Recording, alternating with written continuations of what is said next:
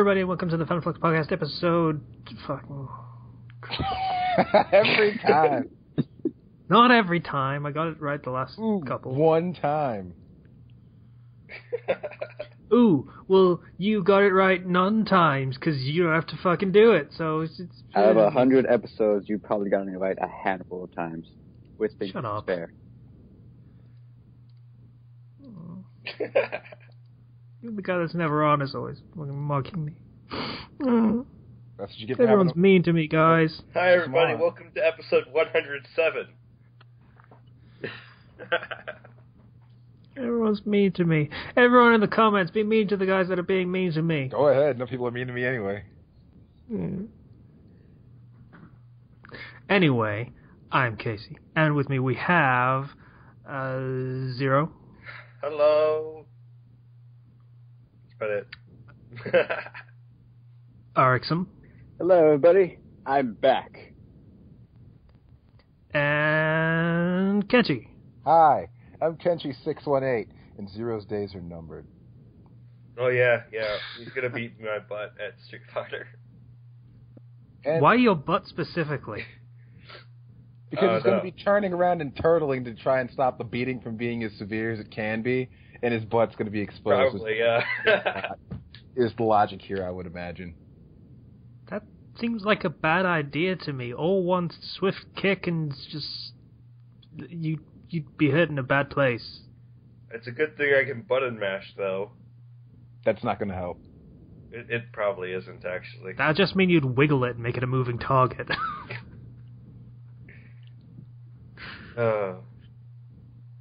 Yeah.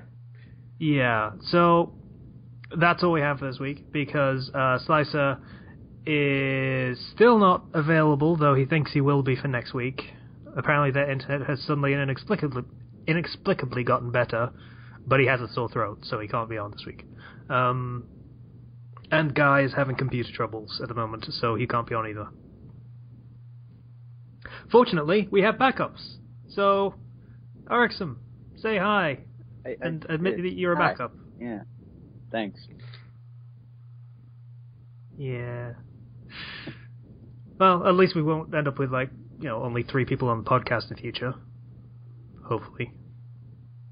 3 people on podcasts is always not fun. They're fun in a way. They're just a bit slower, is the problem. I can't be distracted and look at random things and have other people talk for me. I love that you put so much effort into this and pay so much attention to it. It's great. It's really inspiring that you commit yourself so fully to... I have a very short attention span, so I save my focus for when I need to say something that's focused. Sure. Okay, so, as always, the first topic is what we're doing. So, fuck it. Arixum, what have you been doing since we last saw you, heard from you, spoke to you? When was the last time I was been on? 3 months ago? Something like that? Yeah, something like that. Not much. Let's see. Well, I can tell you. You're an inspiration to us all. Yeah, I know. I really don't do much in my life. Well, last weekend, me and my buddies were playing Honey Pop. Oh, God. Wonderful. Yeah, we totally plowed through the whole thing in, one sitting, and, we were tired. We started playing at, I think it was 5 in the evening. Went to go get dinner, came back, played some more. I think we stopped playing around 8, maybe 9 in the morning. We were tired as hell. We didn't actually Why would you possibly play that game for that long in one sitting? We were determined to win. Just were. And then... Okay. And I don't even know how we scrambled upon some alien chick. And then we just looked up to see if there were any other girls online. And then, there's a cat girl, and then there's the Venus. We know, we did it. Yeah, we did a let's play of it. Full let's play. I saw the first 2 episodes of that, and I'm sorry. I still feel bad about frickin' Mo. Failing? Oh yeah, I feel bad about that too. Yeah, that Well, Zero, you're going to jail for pedophilia and bestiality. Wait, who's the underage girl? Momo, she says she's like, what, a year old? She says she's 1 year old. Oh. In cat years. Yes. Which Honestly, means I don't about remember. 4 weeks old. I can't remember anything because we just straight line through it. You can't remember? It's funny. Sure. It's funny. Anyway. So you played a bunch of Honey Pop. Yeah, we played a bunch of Honey Pop. And after I was done, crashed on the couch, and all I was seeing was just colors. Just those stupid little orbs in my vision. I could still hear the bells and the noise, and it was stuck in my head. And then occasionally there'd be a tit, and you just like, whoa, where'd that come from? Flying in my black vision. Yeah. It's strange. I could recognize what girl it was from. God. Okay. Let's see. Other than that, Destiny. Nikki's still best girl, by the way. Yeah. Playing Destiny. Yeah. Still, Taken King came out, the expansion. Oh yeah, Destiny. That's the. Yeah, I play that. Still. It has Nathan Fillion now. I can't bring myself to hate Destiny anymore. Who? Nathan Fillion. He I don't know, the guy with the big helmet. Cool guy.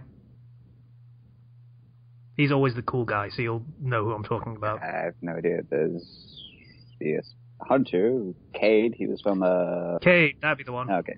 Guy from Firefly? Yeah. Okay. That's Nathan Fillion. And he's awesome in everything he does, even the procedural cop show that he's in. Yeah, he's a pretty cool character in this game. Anyways, that's been taking most of my life. That's kind of most of the reason why I really haven't been writing lately. We get swords in the game now. It's awesome. Swords? Swords. Is this going all, like, Gun Gale Online? Is that what's happening to Destiny now? Actually, yeah, kind of. You can deflect bullets and all that. The kind of point is to just have everyone use guns, and then one guy shows up and he's like rocking a sword for no reason, and he is literally bringing a knife to a gunfight, and he wins anyway, kind of thing. Yeah. Is that what's happening? Yeah. God damn it. On PvP, you need heavy ammo to use your sword. Apparently it's some sort of energy sword. It's not an actual blade. So, yeah, you need to pick it up. It's super hard to come by because usually people just wreck you before you can get your ammo. But once you get it, you can deflect bullets, you can deflect certain super abilities, and it only costs like one bullet per each swing, and you get about 30 bullets each swing. Each sword, I'm sorry. So yeah, you can just wreck the entire field.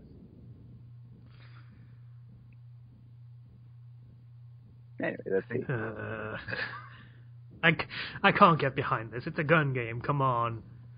But with swords. Then again, they did do the energy sword thing in Halo, and yeah. I'll be honest, the energy sword thing in Halo was fucking awesome. Mm-hmm. Like, oh my god, when they did the Clash thing in Halo 3, me and my mates basically just had sword fight matches. Yeah. That's all we did. It was fucking great. And you could do the custom game type, so you can turn the speed and jumps up to like 300%, so you're just whizzing around the map just with swords. It's fucking great. It's like like playing an anime. It's brilliant. That's cool. Oh, yeah, it only sucks. Never mind. I'll save it for later. Just keep going. Okay. Sure. Yep. Sorry. It's both awesome and sucks when you do PvP and you meet another guy with a sword, and we just have a Mexican standoff. So the first guy who moves decides what's going to happen. You can parry swords, and yeah, it's just complete bullshit. It's fun, it's bullshit. And then meanwhile, while we're doing this, some third guy from the back is going to snipe me. Yeah. Because you have a sword, and he has a gun. That's the way it's supposed to work. Believe in the you that believes in guns. Guns don't kill people, I kill people, and other such T-shirt slogans. What else have I been doing? Don't know. You tell us. That's kind of the point of the segment. I've been taking a couple of writing classes here and there. Okay. It's also been my friend gave me a bunch of audiobooks too for writing. I've been listening to them about plot, about structure, about characters. I was kind of upset because after like the first book, do I realize of every mistake I've made in every story, like even my original works, I have to go back and clean everything. No, you don't. For fan fiction, I think I'm doing pretty fine, but have you even read any of my original works? Alright, fair play. Original works. Terrible. It's a different medium, so yeah. I don't know. I haven't read them, so. Yeah, they're pretty bad. So yeah, I've taken a break from fan fiction so I can work on those. I'm really trying to work on publishing something. Okay. Yeah. But I am going to try to at least post that Dark Souls story before I do anything else. Really? Yeah, really. Yay! Yeah, it's going to be a long one, though, so I'm trying to do all the Kokabio arc. And that's estimated around 25 to 30,000 words. Hang on, I need to work on my Slicer impression so I can give his thoughts. Yay! Oh, that's right. How's he reads that? it. I forgot about Yeah. it. Yeah, that's pretty much everything I've been doing.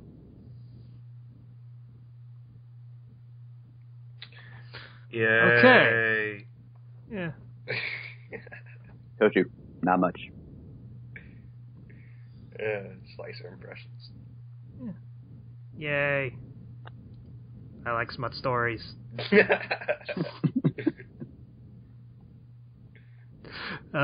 Anyway, that was a terrible impression, but I think I nailed the tone down of what he talks about. Anyway, let's go with... I'll go next, because it won't take long. Because what I've been doing this week is preparing for fucking Pokemon recordings that we're going to do on Saturday. Yeah, he's so excited. God. EV training takes a long fucking time. Like, a really long time. Sorry. This is why I'm glad for the super training in X and Y and Oris. You can train really easily there. That's a good thing. Because even with the quote-unquote easy methods that it basically gives you in Blaze Black, it still takes a fucking long time. Again, a really long time. So that's pretty much how I've spent the past week, the entire week, is just doing that and setting up some other cool stuff that we're going to see when we do the recording. It's going to be cool. So yeah, we're like literally a couple of weeks away from finishing that entire series, recording-wise. It's probably going to be like 3 or 4 weeks. We'll probably be finished by Christmas, is my thinking. So that should be good. And we can move on and do something else. What that something else is, I have no fucking idea. I have a cool plan for November, but beyond that, I don't fucking know. At one point, we got to record that horror game thing I mentioned. I forget what it was, but sure. Yeah, it was an RPG Maker thing. Oh yeah, that thing. Okay. Yeah, so that's pretty much me done. Because, not even kidding, that's all I did this week. God, it takes a long time. Alright, Ken, do you want to go? Okay. This week, well, let's start with what pissed me off. I'm running out. I bought Rock Band 4 yesterday. Oh, that's out? Yeah. I gotta go get that. Yeah. You can read that, like, you can every song you bought, you can keep and use on Rock Band 4. Here's the thing: if you go to check out, like, when you go into the get more songs thing, and you like choose the song that says you can get it for free, that's your download. And if you back out of it before downloading it, you can't get that song back. Huh. What did you lose? Let's see. I lost Kryptonite by 3 Doors Down, and I lost The Kill by 30 Seconds to Mars. Yeah, that's not too bad. The Kill kind of sucks, but yeah, it sucks that you lost it. I mean, but the other one I don't even know. So yeah, I wanted The Kill bad. I like playing that song. It's a good song. Yeah. And so far, I don't think they're gonna give you access to anything like for any of the songs from Rock Band 3 or 2 or 1. It's just what you downloaded. I can't get anything from the Green Day one that I did as well. So. Oh yeah, they did a Green Day game. Good God. So probably gonna be going back to play Rock Band 3 a lot because that still has all my songs on it. Which leads me to what pissed me off, number 2. I had all of like 5 gigs on a free space on my PlayStation 4 when I bought this game. You'd think 500 gigs lasts a long time. It really won't. So, Battlefield 4 alone is like 60 gigs, I want to say. Yeah. It'd be something like that, yeah. Especially with all the like extra maps and shit. So, I went to get another external hard drive. Turns out, external hard drives are not compatible with your PlayStation 4 because that's very true. Dicks like that. Yep. So I have 2 hard drives. One's going to be used for the footage I'm going to get out of this Let's Play stuff that I'm going to be recording with Zero. Cool. And I just have an extra one to use as a paperweight. Fair play. So, yeah, I'm kind of pissed about that. Fuck you, Sony. You know what you did. Well, you could use one as keeping the raw footage until you've used it, and then you could use the other one to keep the completed videos as a backup. That's pretty much what I do. I use my external for a backup of all the videos that I can't replace, like all of our Let's Plays, whereas the podcasts I can just leave as audio, and it's just fine like that. Or I can remake those easy. Or I can pull a slicer and use the second one for porn. You could do that too. I also do that too. Yeah. That's 3 terabytes of porn. I don't have 3 terabytes, okay? Let's not go overboard. I have 1 terabyte. Let's see. Really? Properties. Oh my god, we're really doing this right now? Okay. Give me a second. There's a lot of files in there, so it takes a while. 145 gigabytes. Oh. That's not much. Not really, no. Considering most of it's in HD. No. All right then. Well, getting on with my point. On Saturday, Zero will be destroyed, physically, mentally, and emotionally. Because probably spiritually as well. Yeah, probably spiritually. I mean, yeah, your spirit's not that strong, honestly. You get depressed. So yeah, we're gonna be doing recording for the first ever Fandom Flux Fight Night. Yay! Flux Fight Night. And it's gonna be Street Fighter, and he's gonna die. Yeah. Like a lot. He is. Yep.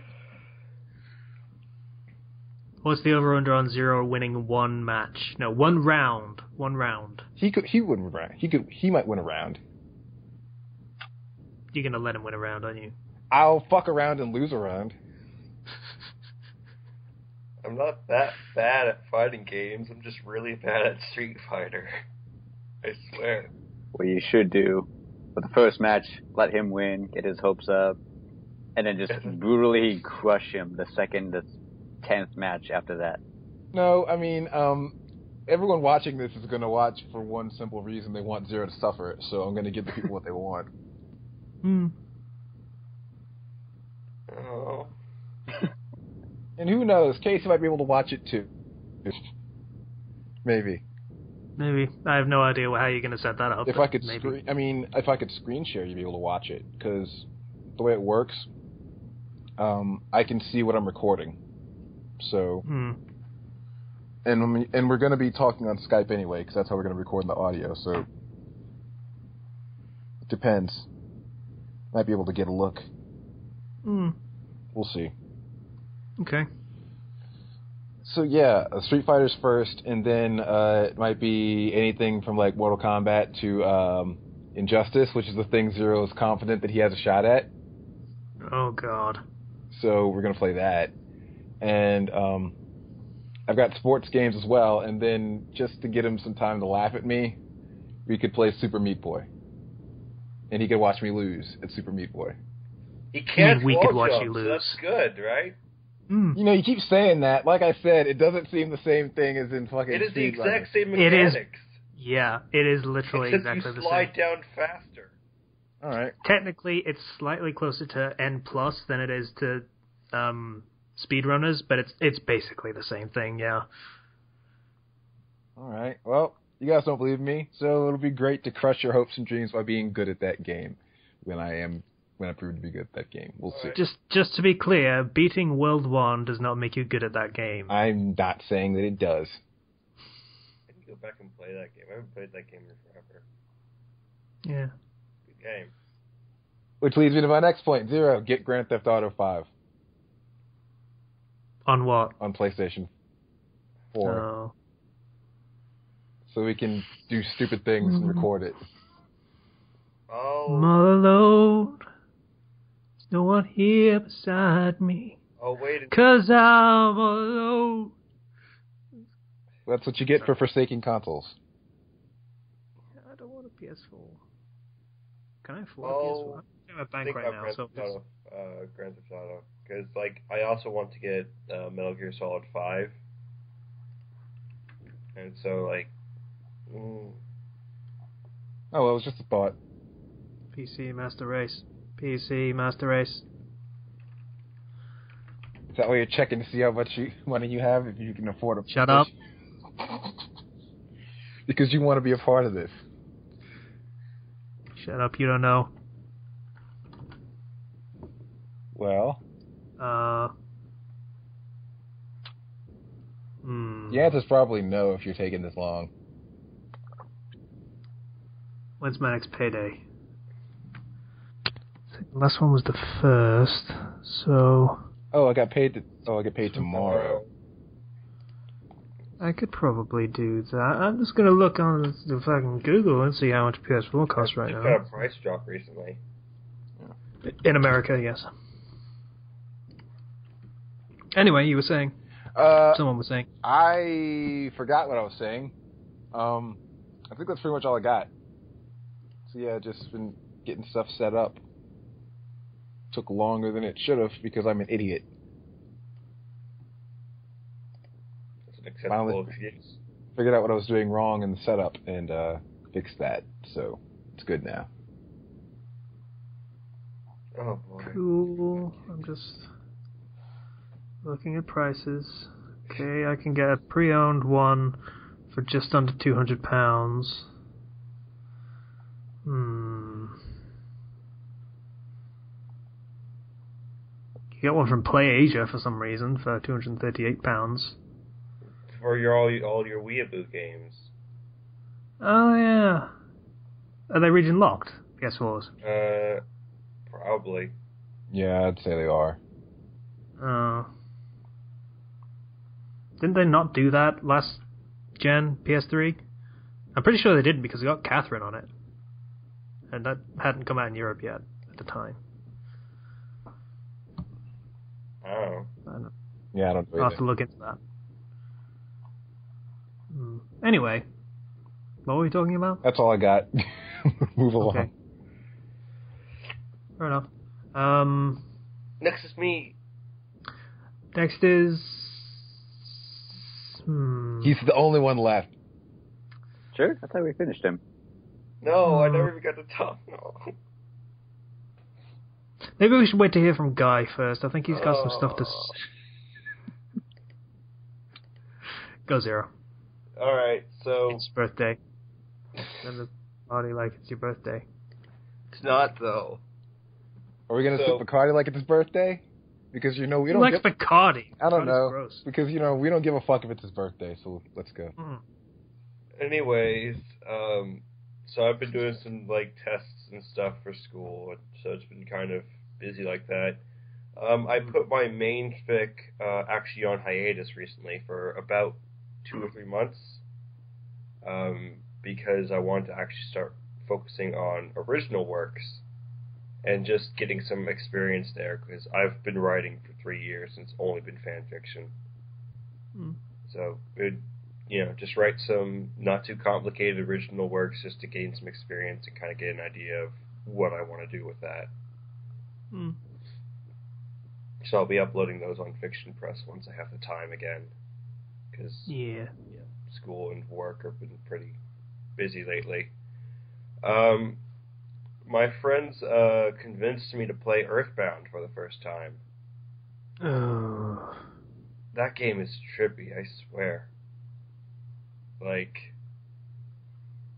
It's got that old RPG style thing where you're supposed to go somewhere, but you don't know exactly where, type thing that happens sometimes. It gets so much hype, but it does not play well. I'm glad I have the fast forward button on the emulator. That helps. That helps with grinding, which you really don't have to do, but I just do out of habit, I guess. And it helps with just the generally slow movement of the game. But yeah, it's been fairly enjoyable so far. I got to kill a few hippies, so it's turn them back to normal, even though they disappear. Yeah. So that's a very interesting game. In addition, like we've mentioned, Kenshi did send me an email the other day saying, "Hey, I'm going to beat you," basically. Really? Did you actually do that, Ken? He says, "Hey, we're all set up for Street," and I'm like, "Okay." Let me see what I said. He didn't say I'm going to beat you exactly, but... I don't remember what I said, and I can't find it. He said, whenever we record, Street Fighter 4 is first, because I said so. And I'm just like, oh. Okay. Aside from that, from just generally being busy with school and work and putting a fic on hiatus, I haven't really done much. I might have... Is there anything that I'm forgetting here? No, it's been a pretty ordinary week. So yeah. We can now move on and do some interesting things like topics. So have you shown your dad the giant chicken KFC yet? Is he working on that yet? He's not even home right now. You should really get him working on that. He's already behind schedule. This needs to happen. It's not like my dad can just say, alright, we're going to build this, and they're going to start building it. But your dad is the Fry Lord. He's Lord of the Fries.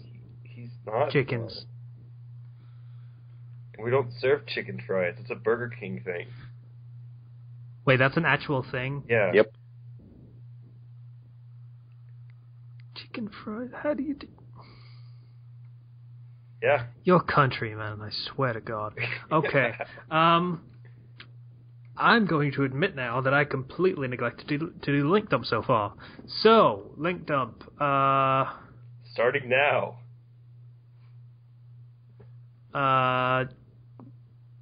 Giant Atlanta KFC chicken. 'Cause that's a real thing. Yeah. that's all I remember that we need to link. So, yeah. I looked at this, and I was expecting more. We can make a chicken that's better than that. Yeah, so get on it. Alright, I'm totally not going to get on it now, because you told me to. Lazy. Alright. First topic. You might have noticed that Arxum's here. Arxum is here so that he can tell us all about Moe. Moe. So, Arxum, what the fuck is Moe? Moe is life. Moe is passion. Moe is love. That's what it is. Can you give me an actual definition for what the fuck it is? See, when I think of Moe, I think about the numerous animes I've seen in which people get arguments over Moe, and Moe is like supposed to be like cute, or sometimes it's a clumsy girl, like it's just like, oh no, and she's just such a cute little like creature. I don't understand though. What defines a Moe character? What differentiates Moe from kawaii? If we're gonna do that. God damn it, I can't believe we're having this conversation. Kawaii is just purely cute. It's just purely, oh, that's nice. Moe instincts a primal feeling within you that gives you this sort of maternal-paternal instinct to protect this thing. It is to find something that is so cute and so adorable, you have to be by her side. You have to protect her. You have to pretty much be the shining knight in armor to do everything you can for her. That is Moe. To go with TV tropes, the quote for this is, somehow when I look at her, I feel like I can't leave her alone. I feel like I have to protect her. Oh, what do you know? I got it right. God, that's such a weeboo conversation. Yeah, it is. Yeah, it is. In fact, I'm kind of glad Slicer isn't here, because you know what he'd be saying right now. Anyway. Yeah. So, Moe is basically things that are just cute you feel like you have to protect, but it's not to be confused with some sort of sexual arousement. It sounds like an invocation of chivalry kind of thing. Yeah. To look at some examples, every Kirby character that's not a final boss is Moe. What? That's what this says on the TV tropes page. Really? Because I don't want to protect Kirby. I want to eat him. He looks delicious, like a pink marshmallow. I want to eat him. Yeah. Kyoto Animation has a knack for this. Series like Lucky Star, Cannon, Air Clanad, and K-On!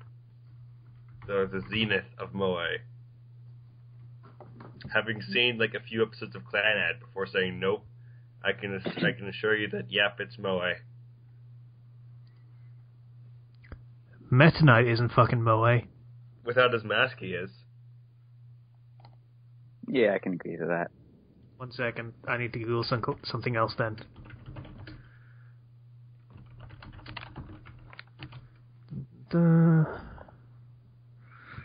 God damn it. Yeah. God damn it. Okay. Point made.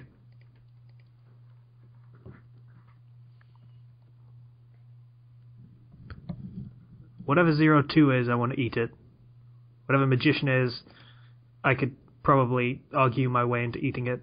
Well, 02 is a final boss. He doesn't count. It says the TV strip says every Kirby character that's not a final boss is Moe. The fuck, Marx? Is Kirby an anti-communist series? It probably is. Secretly at the... What?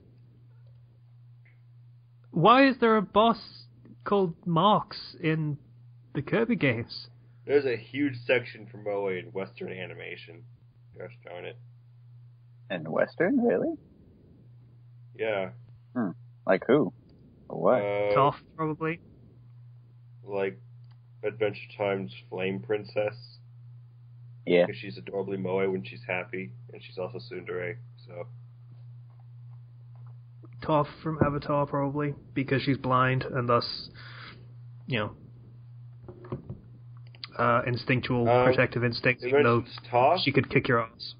Is very moe in appearance, but, it says Ty Lee from Avatar, and Zuko sometimes has moe traits, too. I buy Zuko, I don't buy Ty Lee at all. Ty Lee's annoying. Ty Lee was cool. And I really feel like she probably should have been voiced by Laura Bailey. They tried... That's a fitting voice. Okay, but, if it was Laura Bailey, then yeah, I would say yes, Moe. But they tried to make her cute, and it just wasn't her thing.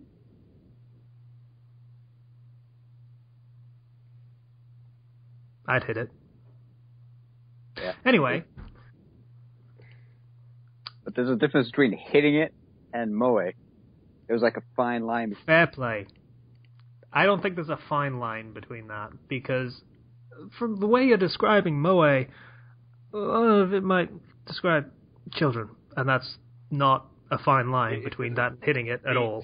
It's more just youthful, is what it goes for. Not so much a line as a brick wall. No. A concrete... No. Titanium reinforced concrete cinder block wall with fucking machine guns on it is what the line is there. I can still get through that. I'm not sure whether to cut that or not. Moving on. Okay.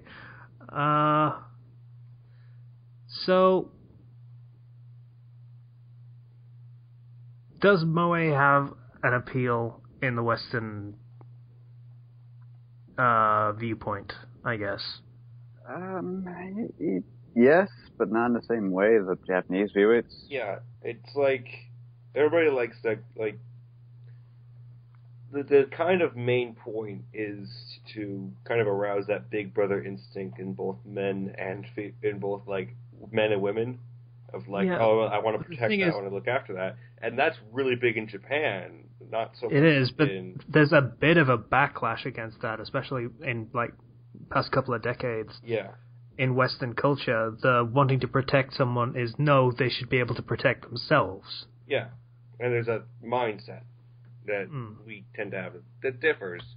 I mean, it's still big in Japan, but, because they have a different mentality and a different culture.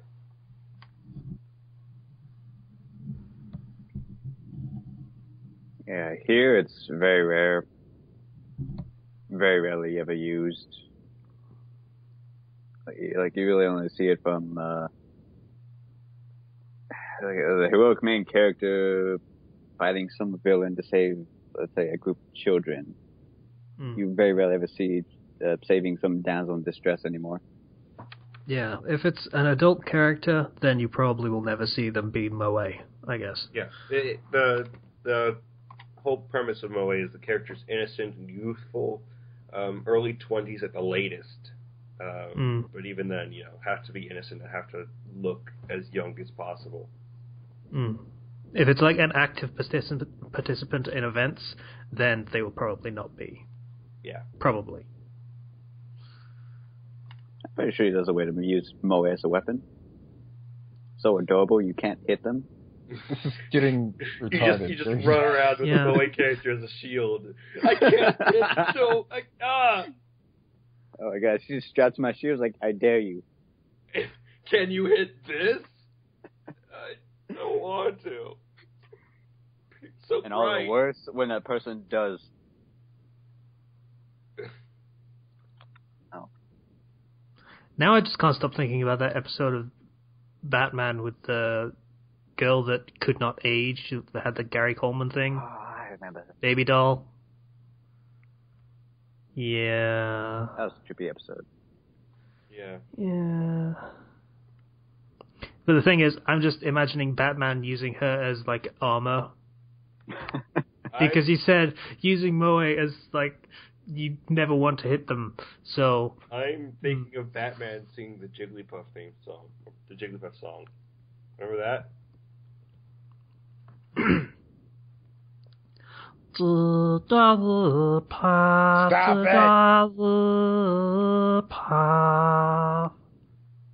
gonna just put that for you. You can use it as the link dump, but this is when Batman sang the Jigglypuff song.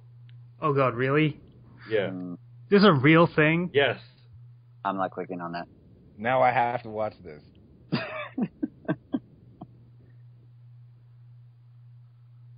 Remember in Batman Brave and the Bold, he sang opera. It was against the music maestro. Is that a canon villain?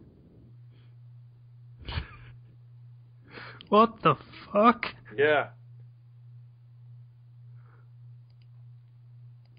That's Moe, isn't it? What the fuck? Yeah. Oh my god, I forgot that existed. What? What did I just watch? Oh my god. Yeah. That was a real commercial from WB Kids. Holy shit, What? I forgot that actually was a thing. Yeah.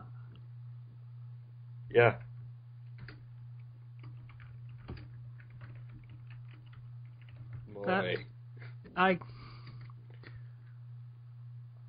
Huh. Going by the definition we've established, a lot of Pokemon are Moe.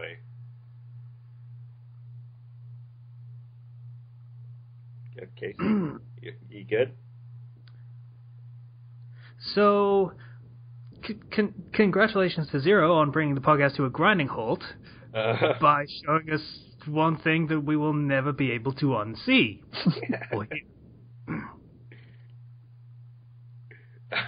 I can't. I've seen this a long time ago, and I can't forget about it. Oh my god. Also, shout out to the fucking Joker that was flying through in the little dream sequence thing. That was really fucking weird. God damn it, Zero. Can we move on? Should we move on? Yeah. Let's move on. Next topic. So we can forget that topic happened. So, Magical Girls. Erickson, No, take we're it really away. doing this? Yes, we're really doing this. Shit, I'm not prepared at all. My heart's not ready. Wait, yeah, it's not. Wait, I need to be committed to this. Magical girls are pretty much mundane, normal, average girls, usually between the ages of, I think like the youngest was like 8 to 14, 15. They all of a sudden stumbled upon some sort of magical artifact, some sort of supernatural creature, or made a pact with some higher being, etc., etc.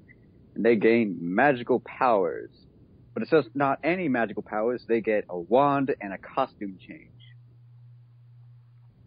And for whatever god-awful reason, I don't know why, maybe because it's just Japan and the freakiness, but when you tear their clothes off, they lose all their powers. Huh. Yeah. That is a very, very specific definition.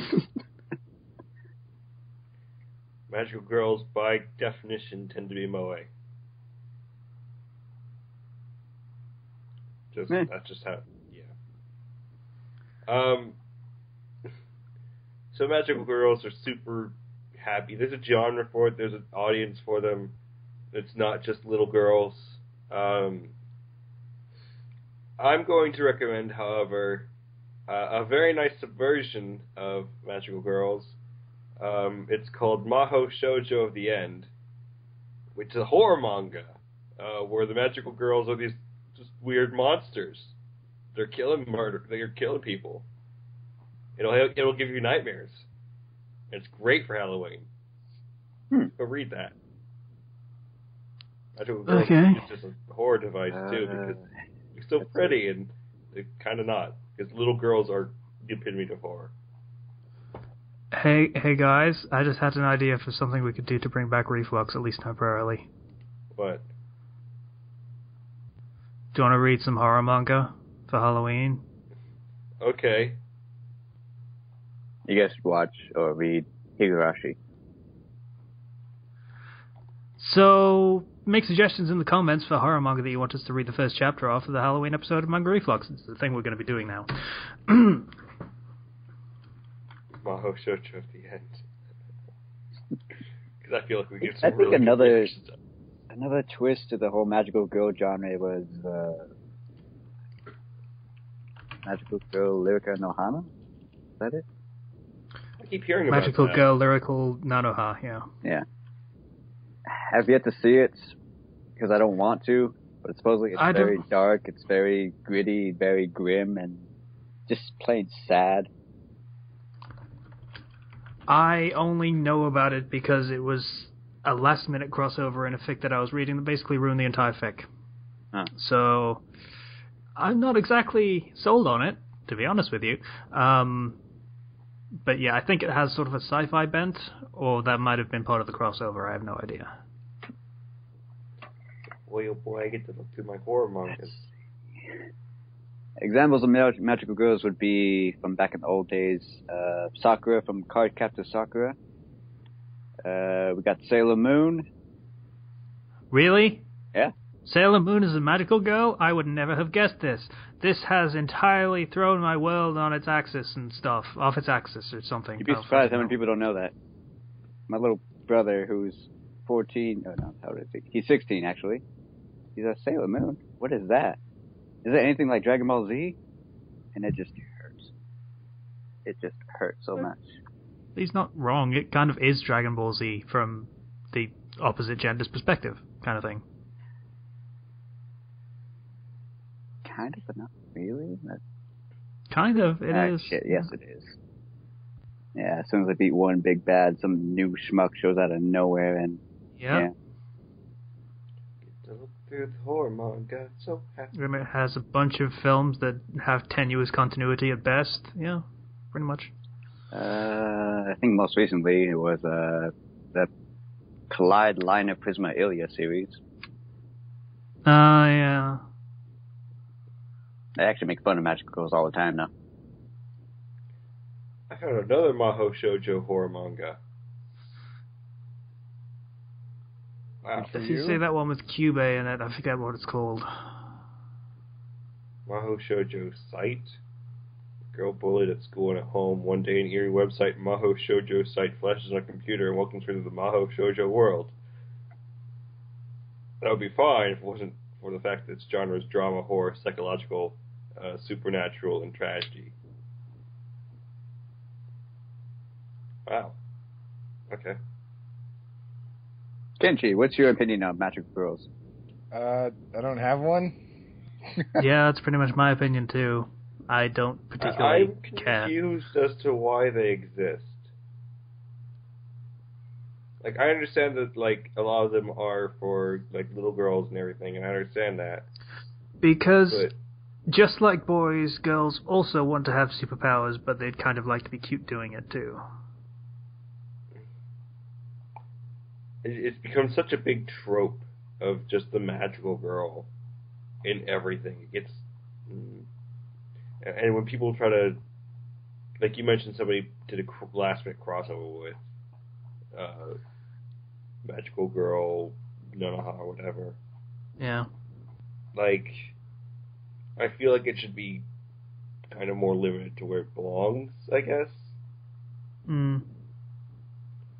I mean, I don't have anything against it as, you know, a tool for, like, younger girls to be like, oh, man, you know, I want to be like that girl. Like, you know, guys have their superhero Dragon Ball Zs and whatnot. But it's just when it invades other things and it doesn't particularly fit. Yeah. Say, for example, you try and put Sailor Moon style magical girls in fucking Nasuverse. And that would go that's going to go horrible. Yeah. Well, if you write it as straight up tragedy. In the name of the moon, I will stop you in fighting vampires. Oh, that would actually be hilarious if done right, but Yeah. I can see how that would go drastically wrong. Sailor Moon is the white princess. Holy shit. So, yeah. Did you just posit a fic idea where Sailor Moon is Arkwright Brunstad or whatever her name is? Maybe. Yeah. Makes sense. Let's not go that far, shall we? A fic where Sailor Moon ends up in the Attack on Titan universe. There we go. Oh, that sounds like fun. Just Okay, hang on. We're gonna do this again. We haven't done this in a while. Browse, crossovers, anime. Wait. I predict on the very top of that list is Naruto. That's a very easy prediction. I don't even know why he's there. Just why? Dragon Ball Z, actually. What? Really? Yeah. Oh. Yep. 294 crossovers for Dragon Ball Z. Crossover with Yu Hakusho, Pokemon, Bleach, Twilight. I'm just going right down to the bottom of the list. Gotham. It has a crossover with Gotham, apparently. Five Nights at Freddy's. Oh. Yep. Attack on Titan. It has one. Game of Thrones. Okay. Five Nights at Usagi's. Can you survive the 5 nights of Sailor Moon's horror? In tribute to the FNAF series by Scott Cawthon, Naru Osaka stars in this gory fic in which she gets a summer job at a local pizza place, guarding the place from midnight to 6 a.m. But as the nights progress, Naru learns of a horrible secret. Rated M for violence and blood and gore. Guys. What? There's a Sailor Moon crossover with Space Jam. Space Jam crossovers. Come on, Do we have a reading today? Welcome to the jam. We should read that. Oh, how did we... Well, we have a new criteria for fucking finding things to read, don't we? Just find all the most bullshit crossovers we can.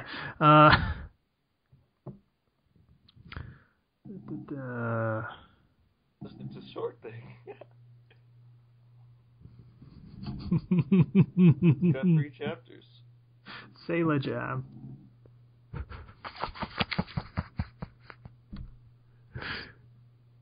Come on, it's there. Welcome to There's the a Space Jam crossover with BioShock. BioShock Infinite. Shaquille O'Neal is thrust into the floating city of Columbia, run by the prophet Michael Jordan. Shaq seeks to deliver the GOAT, LeBron James, to New York to pay off a mysterious debt, but Jordan and his cronies seek only Shaq's destruction. Shaq wants to bring some chaos to the cloudy city. Get it? Because it's like the Michael Jordan game, but it's cloudy instead of windy.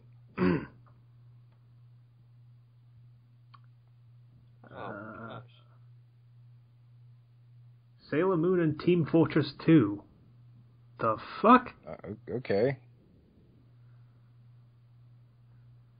Sailor Moon and Assassin's Creed. Harry Potter and Space Jam. Wrong movie. It was an honest mistake. I think I might have just found the worst one ever. Sailor Moon and Hellraiser. Okay. Okay, I think we need to just look at this. Look at this piece of beauty right here.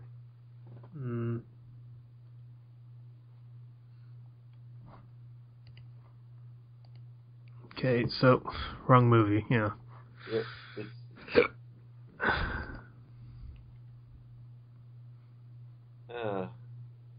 Man. Space Jam is fun. I'm glad that exists. Okay. That was weird, and so words, that was kind of pointless. I don't even know what that was. I'm trying to decide which one of these gems we should do as a reading later. I'm going to go with not the one that's Hellraiser, because that would be bad. For several reasons. Bioshock Infinite.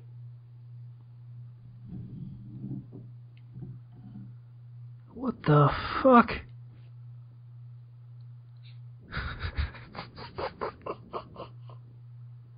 Sorry, I just really like the title of this fic. It's the Assassin's Creed one. In nomine Luna. Requiesca in pace. In the name of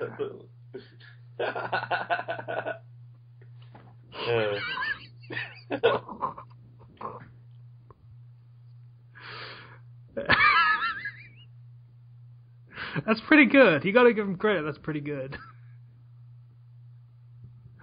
So apparently, assassin abilities are fucking superpowers now, according to that fic. basically is.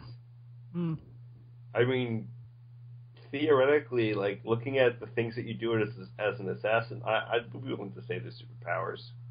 Not really. It's only Batman level stuff. Eagle vision. That is literally the only superpower. And being able to jump from how high and land in a small pile of hay and still survive. Aim? Yeah. Not when you're like several stories. It's aim. With how high up you are. At the top of the Notre Dame building? Listen, Zero, stop questioning the physics of it. Just with how high up you are, hitting that hay would be like, it'd be like hitting like a solid earth. Listen, Zero, are you gonna sit here and question all the things about Assassin's Creed that are wrong with that? Because we could fucking spend all day if you want to do that. We can totally do that. Fine. Why is there a barrel of hay randomly right there too, by the way? Well, because it's medieval times, Renaissance period, and they did have hay back then. Oh, that was the thing. Well, I'm thinking of the Napoleon era. Yeah, that's a bit more of a good question. Because they don't want to think about what would replace hay. Yeah, I'm really hoping they don't do that for Syndicate, because that's going to be dumb. I'm willing to bet they are going to do that for Syndicate. That would make absolutely no sense. They don't care. Yeah. They should. They literally don't care anymore.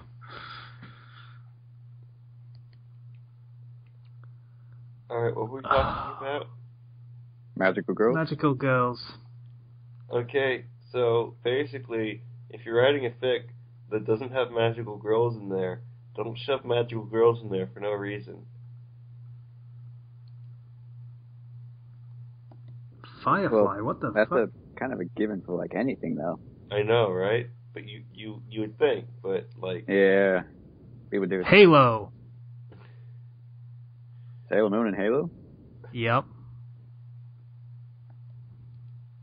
My curiosity is getting the better of me. Grand Theft Auto. There's one that, that's dumb.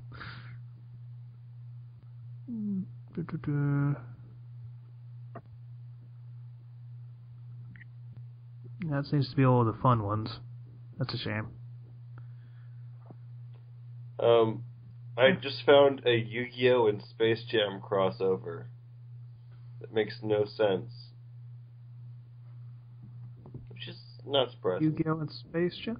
I could see Yu-Gi-Oh! And Space Jam. Like if the aliens wanted to duel instead of play basketball. I mean, this fic literally makes no sense.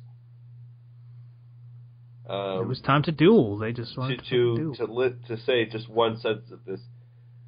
Magic Johnson took off his suit to reveal Michael Jordan of Looney Tunes fame. He threw a basketball at the body which contained a pie which contained a bomb. What? What? Yeah. Makes no sense. Literally, this is literally... Michael Jordan of Looney Tunes fame? Yeah. That makes no sense.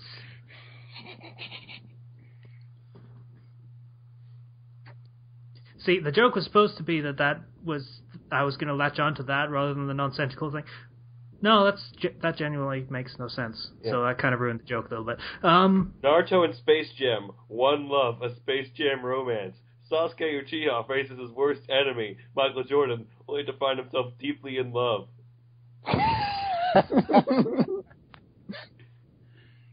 With who? Michael Jordan. Michael Jordan. As Sasuke Uchiha, I knew I was the greatest of the great at basketball. What the fuck? Oh, this is a long one. Let's not read that one. Yeah.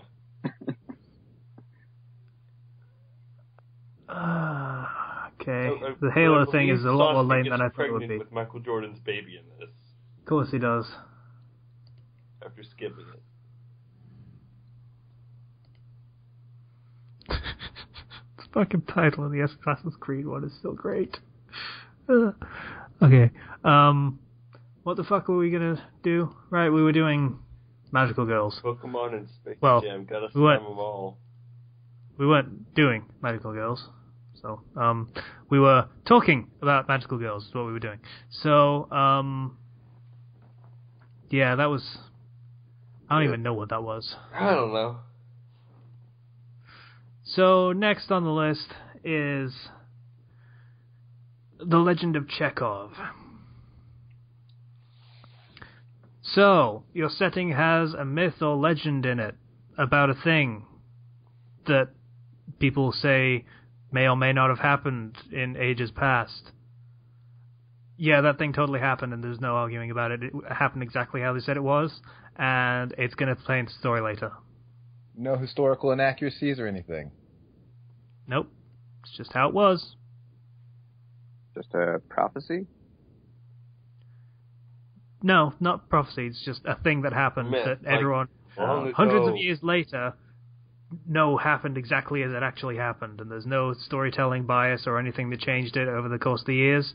It's just all exactly as it happened. Yep. Like, it goes like, John Adams was such a badass 800 years ago, and he did all this stuff, and he lifted the moon and threw it in the air, and legend has the moon will come back down because all of John Adams' descendants, the moon wants revenge on them. So, yeah, and then that should happen. Yeah. I don't know about this John Adams guy, but that sounds pretty awesome.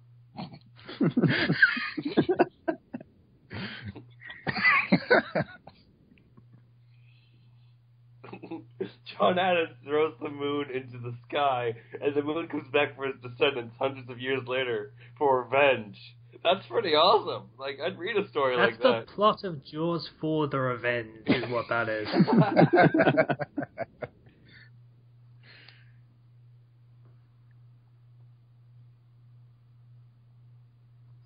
See, they laughed, but that wasn't really a joke. That is literally the plot of Jaws for the Revenge.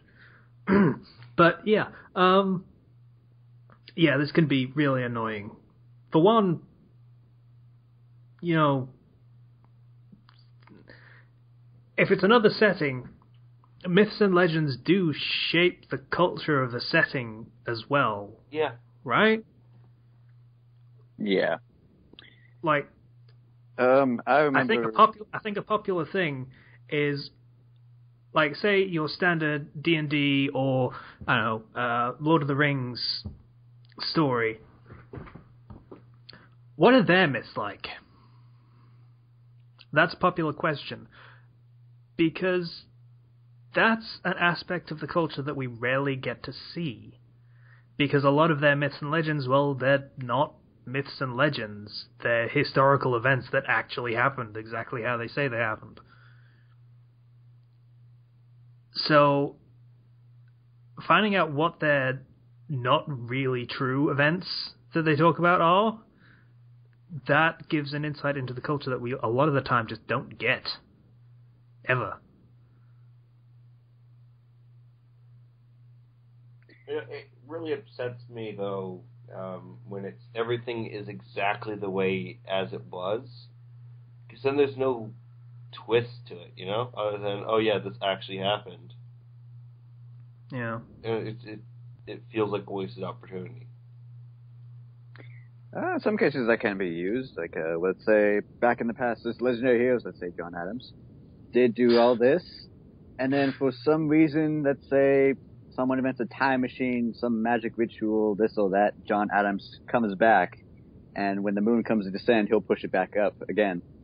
Yeah, like there's times where it works, and with John Adams, you know, I like John Adams, you know, that moon throwing guy. Okay, are we actually basically designing the framework for a story where John Adams plays volleyball with the moon over a period of centuries? Is this happening right now? No, we're making a legend. This really happened. I'm okay with that. We just made a heroic. Of course, John Adams could just be a secondary character from this series who does go back in time and winds up doing this and actually is John Adams. And then he has to go back to the present time and do it again. You're your own grandfather? That whole thing? Yeah. I'm my own grandpa. Ken, I get the feeling you just want to write another story where you fight yourself and become the Uber Kenshi or something again. I didn't write that story. Zero wrote that story for his birthday. Oh, right. Zero wrote that one, yeah. For his birthday. Yeah. Happy Kenshi Day.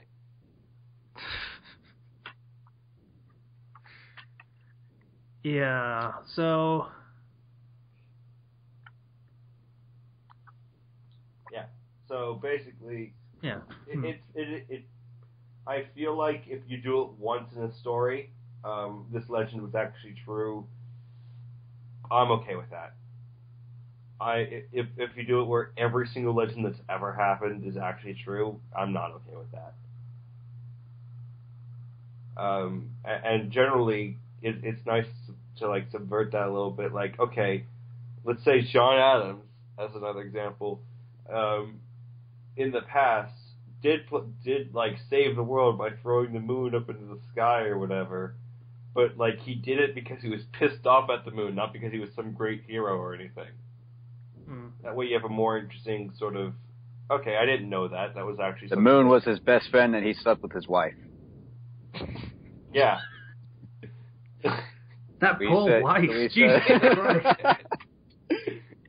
So he didn't push the moon, he punched it. It just went straight into orbit. Yeah. And then you get kind of like, okay, that's actually more interesting. So what, the having sex with his wife thing? Hey, you know what? It makes for a more interesting dynamic. It's technically the same exact legend, just done differently. I mean, it is still true. Yeah, because different interpretations and stuff that's typically lost to history. And let's be clear about this. We don't mean all myths are true is a bad premise, because that is basically just a premise for a story. All myths are true as in our myths. That's fine. We know our myths. They're myths. And that if they're true, that is a premise for a story in itself. But to write a story that has its own setting, thus its own myths, and have all those be true, is not a premise for a story. It's ruining part of the setting to cobble together a story. Yeah. I once wrote a story called Magician's Tales. It was a story where the main character was summoned over and over again into this alternative world, always trying to solve these guys' problems. He always does, but he's such an asshole about it. He just pretty much just murders people left and right. So whenever he leaves and he gets summoned for, let's say, the second time, they glorify him to be some heroic savior of saintliness. And he's always pissed off about that. And then he always, kills more people, makes himself look like a villain, this and that. People are sad about it. He leaves. Another 50 to 100 years later goes by, he's summoned again, and the same shit happens.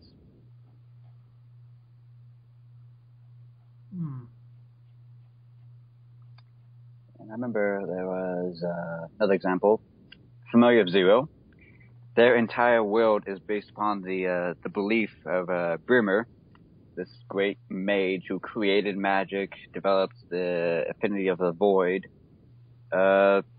he saved people from the elves, brought them to the mainland, and built their 4 or 5 kingdoms or something like that. Man. But in the latest light novel, we find out that Brimmer was actually a douchebag, like a serious douchebag. He wanted to commit genocide. He wanted to kill off the elves until he wasn't also the guy who created magic. He came from a clan of other magicians who were just as powerful as he was.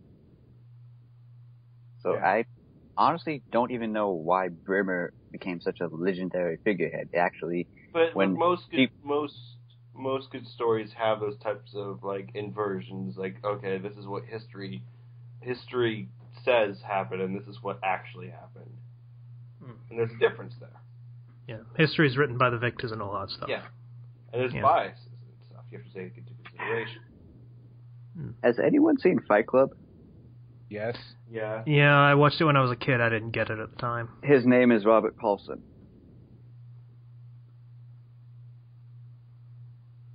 Anyone? Does that count as that? Yeah. Oh, okay.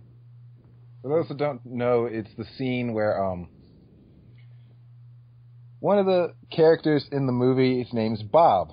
He has bitch tits. And he winds up joining the little Fight Club outfit and winds up getting sent on a mission to, domestic terrorism mission. And a security guard shoots Bob in the back of the head, kills him. And the main character of the movie freaks out because he doesn't know what the fuck everyone's doing this shit for. And he's like, what the fuck are you all doing this for? He's not just some guy. This was his name. He's not nameless. He's not some nameless, faceless person. His name was Robert Paulson. And they all realize, wait a minute. The only time we're actually somebody in this group is when we die for the cause. So that's where that came from in Fight Club. Yay. Fight Club. Okay. I should probably watch that film at some point so I actually understand it. Rewatching it is a good idea. Hey, I just remembered we were going to watch that Naruto movie, weren't we? Yeah, we're still waiting on Slicer to not be lame. Internetly speaking. Anyway. So yeah, No, you can do it the other way around. You can do this ultimate villain of legend and this and that, but really he was a super nice guy. Yeah. Yeah. And like usual, this is a Chekhov trope. And the thing about Chekhov tropes is they're all about conservation of detail. You don't bring something up unless you're going to use it later. That is generally the idea behind Chekhov tropes. And yes, that's true, but if you take that too far and you feel you have to use everything to keep your story going, then frankly you're going to end up with a pretty shallow story. Yeah. Like, story is more than just plot beats and things like that. It is setting, it is characters, it is background, it is the plot going on in the background that you don't really see so much, but is still there and still happening. It brings more of a wholeness to the story that you just don't get if it's just plot beats going one after another. Yeah, it's a world. Yeah. Yeah, so more stuff is happening. You can create this entire legend behind it. You don't need to share it with your audience. You can share it with your readers. Just make sure you personally know it, and if you know it, it can shape the whole world that you're writing about it. Mm. Yeah. And then little bits and pieces that you reveal here and there with the setting, with characters, with religion, politics, this and that. Gradually, they'll start piecing the legend together, and they make their own interpretation of it. I mean, Naruto, for as much as we rag on it, and we rag on it a lot, let's not even mince words here, probably did this both brilliantly and terribly. Yeah. Because it had some, well, basically modern-day legends, I guess you could call them, or current legends, I suppose. Because the fourth Hokage was one for various reasons. Killing the demon fox, air quotes. The thing with Iwagakure where he killed, like, 300 dudes in one battle on his own, something like that. Yeah. And those legends shape the story, and they shape the setting, because it determines how one, let's say, culture, one faction sees another. And that's helpful, and it, like I say, it builds a fullness to the story and to the setting. But then you have the other things that it did, with the fucking Sage of Six Paths, and fucking... Actually, I can't actually bring up the Bunny Goddess in this case, because the Bunny Goddess was never mentioned at all in the story. So maybe they should have mentioned that at some point and brought it up earlier. But, you know, it's kind of going back on my own point there a little bit. Either way, the legends of, hey, the Senju and the Uchiha are both descended from the Sage of Six Paths, and they each got half his powers, and all this stuff is apparently pretty common knowledge. More or less. Things like that you would expect to maybe be a bit shrouded in mystery, like, I don't know. It's, like I say, it does it well and it does it terribly at the same time. If that shit was common knowledge so much that a fucking side character could tell you that it was fucking fact, then it really should have come up much earlier. But it didn't, because it didn't exist much earlier. Yeah. Writing the plot by the seat of your pants kind of thing. Yeah. So there were bits and pieces of that it was done really well. Like, it shaped the characters, it shaped the identities of factions and their cultures, and who they saw as villains. Like, to Iwa, the Fourth was a villain. To Konoha, he was a hero, and such things, and legends, and such things like that. It shapes how people see each other. And that's a good thing. So, credit where it's due there, I guess? It sounded painful for you. A little. You know, we still have to see that film at some point, so don't worry. I'll get my angry out when we do that, I'm sure. I haven't actually seen it. I don't even know what it's about, so we'll get there. That's going to be fun for me. Do you actually know what it's about? I know what it's about. I'm not going to say anything. You're going to have fun. Well, I'm going to have fun watching you be angry. Did you guys know Moe, or .moe, is going to be a top-level domain? No. So it'll be like so-and-so, like this website, .moe. Seriously? No. Wouldn't that technically be .mo? I'm waiting for someone to come up with www.flaming.mo. It's gonna happen. There's this news article linked to the TV Tropes page. Either it already is or something. Well, type it in. Sizzlack.mo.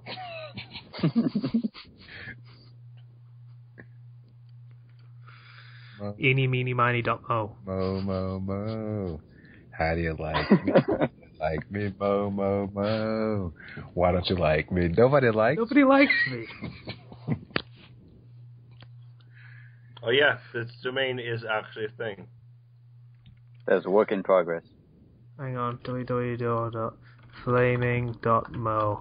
Really? I wouldn't type that in if I were you. Featuring the future site for flaming.mo. I found the website for .mo, so you can get a domain. We should get fandomflux.mo. What? Let's not do that? Why? Eeny, miny. Mo. Why is this happening? Stop! Damn it. Not available, or may not exist.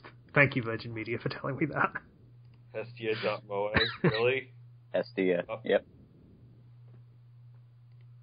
Still work in progress. Okay. Why is everybody so obsessed with Hestia? Don't know. What?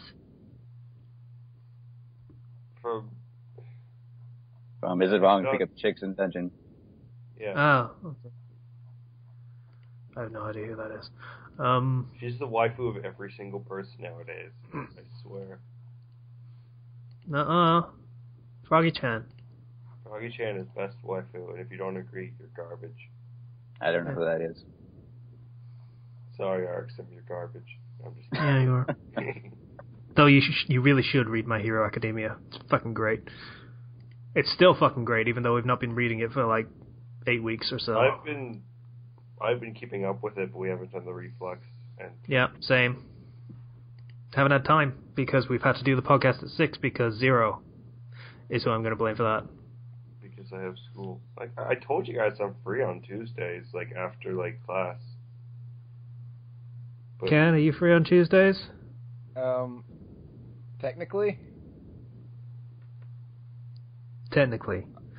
That means he's free, but he'll have just finished work on his last or possibly second to last day? Yes, second to last day. Okay. So technically, but he'll be kind of knackered. How the fuck did you know that? Because you start work on Fridays.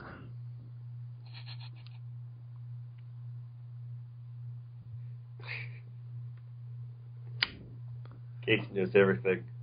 Casey pays attention, thank you very much. Alright, so, are we going to do a reading? Are we going to read one of these terrible, terrible fics? If you send it to me, I will probably do it. Whatever it is, it's up to you. This is your show. Alright, Zero, which one are we going to do? Are we going to do... What are we going to do? Do you guys want to do a Space Jam crossover, the Sailor Moon crossover? Like, what do you want? Let's do Sailor Moon. Let's talk about All I've Magical got Girls. for Sailor Moon at the moment is Sailor Jam. Guess what that one is? There we or go. In Nomine Luna Requiesca in Pace. Which one's funnier? That title is it's a real attention grabber, but I don't know. The story doesn't deliver. I haven't actually read it yet. Title- It might actually be played too straight for it to be funny. The title writes a check that the story can't cash.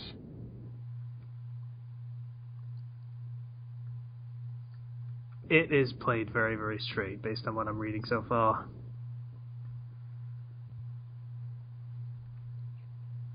There's a gosh darn it. There's so many just.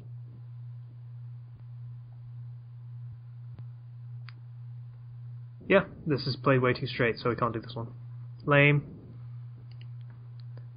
How about Sailor Jam? We had to manufacture some excitement there. Yay. Oh god, the prologue is called DJ Andromeda with a 3 in it. Sailor Moon X He-Man.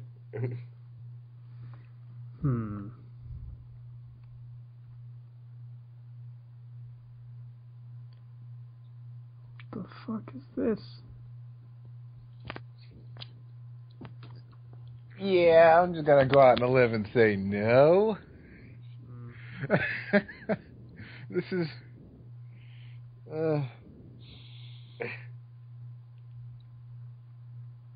I'm so confused. Oh god. Yeah, so Sailor not Moon only... Attack on Titan, I am hurt. Hi, Niso. Not- Anyway, this is my latest story. It's Zero, about Armin. shut up. What? Not only is this Sailor Moon Space Jam crossover, it is also a self-insert. Yeah! Yes. I think I win.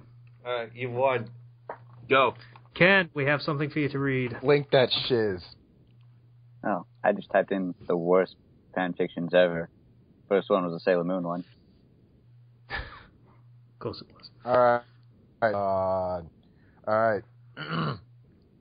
Sailor Jam. Summary. Space Jam gets an anime facelift with Sailor Jam. Jam in all caps. When Usagi and the other Sailor soldiers are challenged by the evil Mistress Bellum and her loyal star dancers to a basketball game that will decide their fate, they seek help from their closest ally, Sailor Andromeda, when the tables unexpectedly turn on them. K for Langwire and Usagi XOC, and Minako XOC shipping.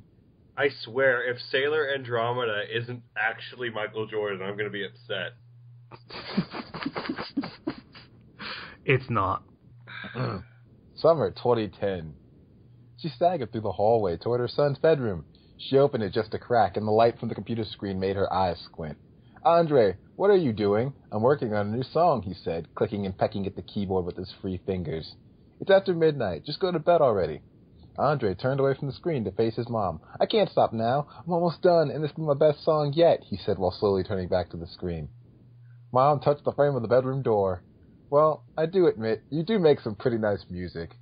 Andre turned away again. Thanks, Mom. I hope to get better at this, though. I want to get myself noticed and put up some of my sounds up on SoundCloud or Bandcamp. Then I want to start performing at some local venues. What the fuck does that do with anything? I don't know. He adjusted the equalizer and took a few more pokes at the keyboard. And then I might get signed to a record label. And then Mom stepped closer. Then what? Andre turned to his mom and gave her a big hug. Then when that's all over, I want to be a game designer. Wow, way to have drive, kid. Mom loosened the grip she had on her son. Sounds like you have your future all planned out. You bet. But hey, that's not to say the future is predictable, because that's totally a realistic future that you can definitely get. Yep. Both those things will definitely happen for you in short order. One after the other, you know. Yeah. As Andre turned back to his screen, Mom started to leave. Well, I predict that you should go to bed. Ha ha ha ha ha ha, the cue laugh track. Wait, I just finished the song. Tell me what you think of this. Andre hit the play button, and his room became filled with colorful music. Parentheses, opening credits begin. Quad City DJ Space Jam starts playing. Sailor Jam, starring DJ Sailor Andromeda as himself. Terry Hawk says Sailor Moon. Is basically saying that this douche nozzle wrote the Space Jam soundtrack. Karen Bernstein as Sailor Mercury. Katie Griffin as Sailor Mars. Susan Roman as Sailor Jupiter. Stephanie Morgenstern as Sailor Venus, introducing Neku Sakuraba from The World Ends With You, and fellow fanfiction superstar Wherever Girl as herself. Based off of the movie Space Jam, the anime Sailor Moon, and the video game The World Ends With You. All rights go to the respective owners. All original characters are created by Sailor Andromeda. Why is Neku there? Why? If you just give me a second, I'm going to look up Wherever Girl, because that fanfiction superstar is actually rubbing me the wrong way there a little bit. Don't give that title to anyone these days. Let's see. 2009. It's written a bunch of stuff, in fairness. Nothing that had over 20 favorites or follows. Like the one had 20. Not really, no. I mean, 173,000 words, and it has 13 favorites. That takes effort, or possibly a category that no one actually reads. It's Nino Kuni, and it's OC, so... Yeah, Superstar may be overselling it a little bit. Just a bit. Still looking through the list, and... Yep. Nope.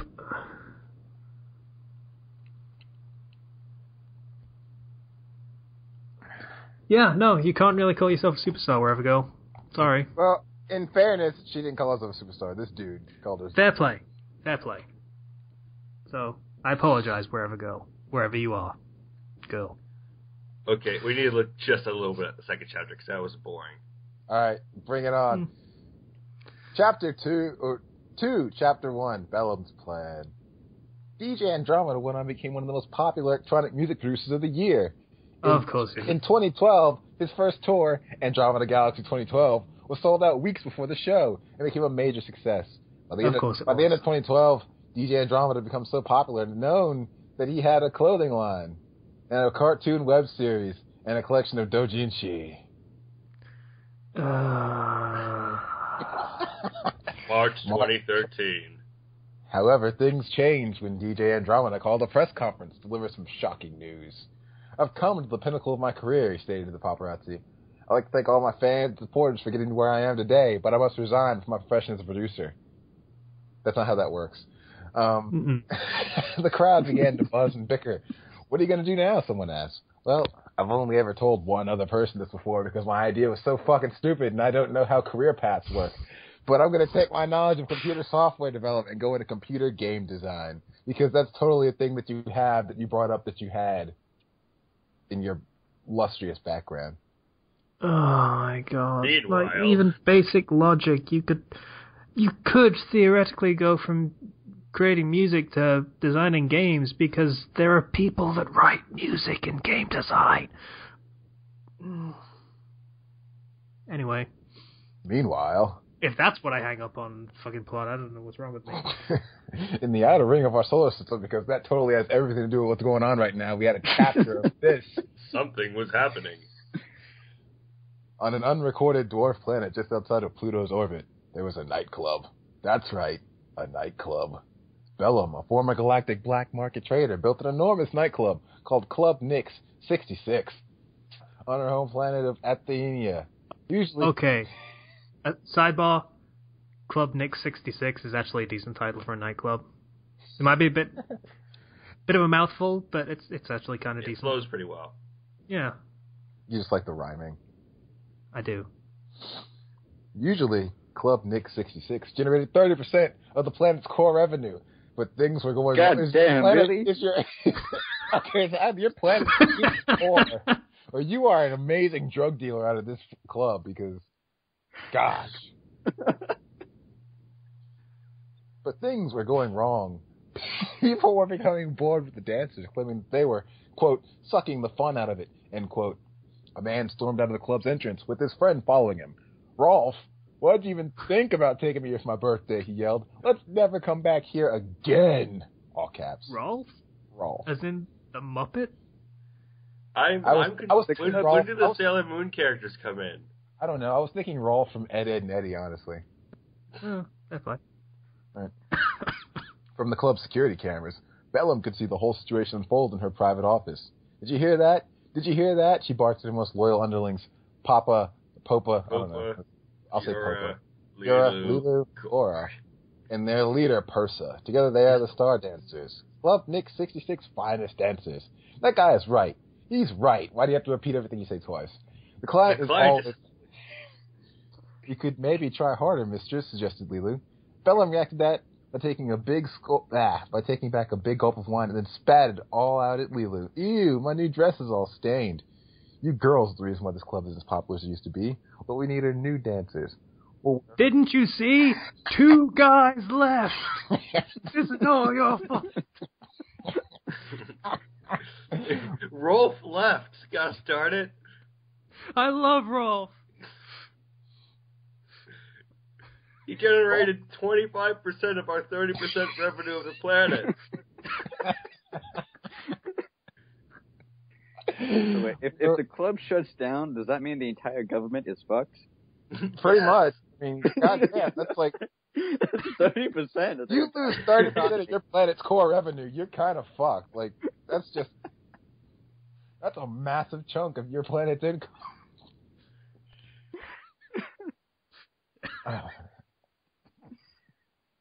Alright, where are we going to find some? Asked Popa. I really don't know, Bellum replied as she sunk into her big leather throne.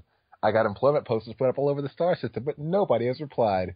I'll be ruined if I can't find somebody. I'm surprised nobody replied to a nightclub that generates 30% of the revenue on this planet. Yeah, actually, that sounds apparently really important. Sounds like a really sweet. That sounds like really good pay. You would get paid. Fiora patted her boss on the shoulder and took out a remote from her shorts pocket. There, mistress. Why not watch some TV to help you relax? Fiora turned on the TV right to an episode of the hit anime series Sailor Moon. Oh, damn it, I can't get it to switch to a different signal other than the Earth's. While Fiora fumbled with the remote, Bellum watched in curiosity as the sailor soldiers fought evil alien villains on the TV. In the name of the moon, I shall punish you. Mercury Aqua Rhapsody, Jupiter Oak Evolution. Bellum's eyes grew larger and larger. Gora, you're a smart girl for your job, so you know who these girls are? Mistress, they are the sailor soldiers. They are the heroine guardians of our star system and those powerful heroes in the galaxy. Bellum cracked a wide smile and seductively rubbed her chin. We'll see about that. They're just what we need for the club. She turned to her cohorts. Star dancers, Bring me the sailor soldiers at once. Once they're in my grasp, Club Nick 66 will flourish, and I shall become the richest bandit in the entire universe. Of course, Mistress Bellum, said Percival. Just leave everything to your loyal star dancers. I promise you that all will go according to your plan. They're the most powerful heroes in the galaxy. Let's go get them. There is nothing wrong with this plan. For some reason, I'm imagining Frieza and Q-Force. There's no way they're better than me. I own a nightclub that generates 30% of my planet's income. Meanwhile, they just guard the entire star system.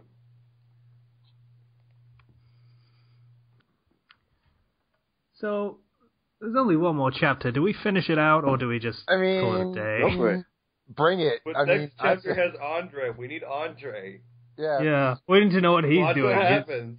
with his illustrious music-making, video game creating career. I don't fucking know. All right, Zero, you read this one. Oh my God. Back on Earth, Andre is now working as a character and level designer for the Valve video game company at their Asian branch in Tokyo, Japan. Hey, Andre, how's that level coming along? Why the fuck is he in Japan? His name is Andre. I know, right? Nothing about him that said anything that he was Japanese or... All right. Andre spun around in his chair and looked at his coworker, who's, oddly enough, not named after any sort of Japanese person. Good so far, Gary, the most Japanese person in Tokyo, Japan. I'm coming across some bugs in the coding, but it's nothing that I can't fix because I know game design because I made music. That's good to hear. I'll let you get back to it then. Oh, and by the way, thanks for signing my son RCD. He's a big fan of your music that you made that apparently reached over Japan and is super popular there. Anytime. You know when you're going to make any new songs? Andre took a big sigh. I don't think for another couple years or so. I want to focus on Half-Life 2 Episode 3.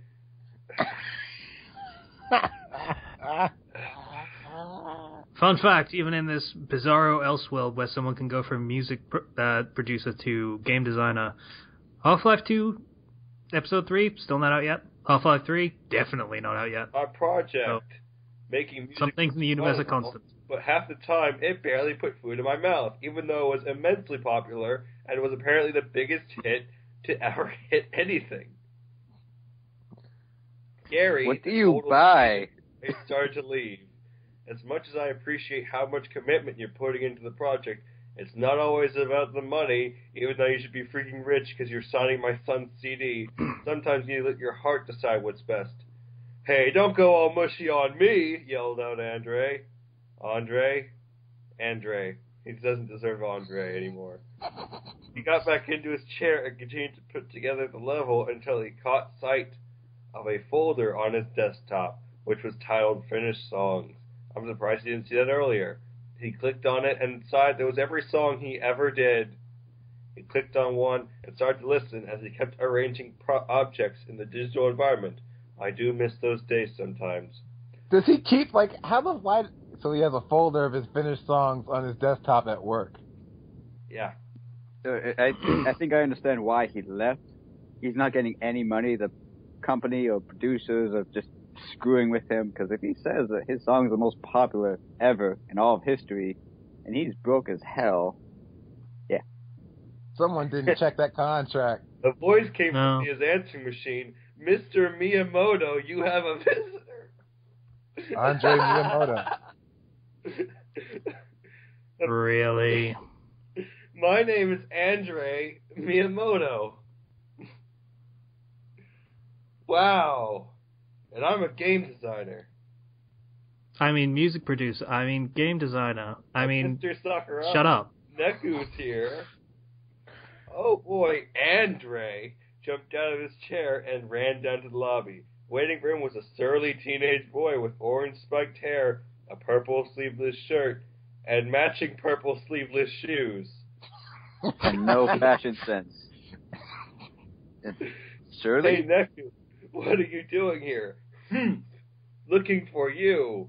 Why?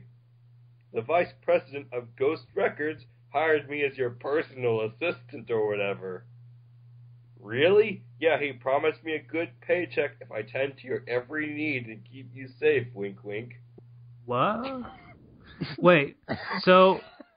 The record company that doesn't work for anymore. Send him a personal assistant. That apparently gets paid, whereas this guy doesn't. Wait, guys, we just got to the best part. Suddenly, everybody turns their attention to the sky. 5 arrowhead-shaped space pods are straight towards the planet's surface. Inside the pods were, spoiler alert, the Star Dancers. Ginyu Force. Slow down. We're going way too fast to make a safe landing. Persa, these things aren't freaking spaceships. They're just jet-propelled pods used for space travel. Oh crap, we're gonna die! We're gonna die! Despite the fact these are space pods specifically meant so you don't die. Rather than crashing, the pods shot straight through the surface, heading straight down towards the Earth's center. These are really poorly designed space pods.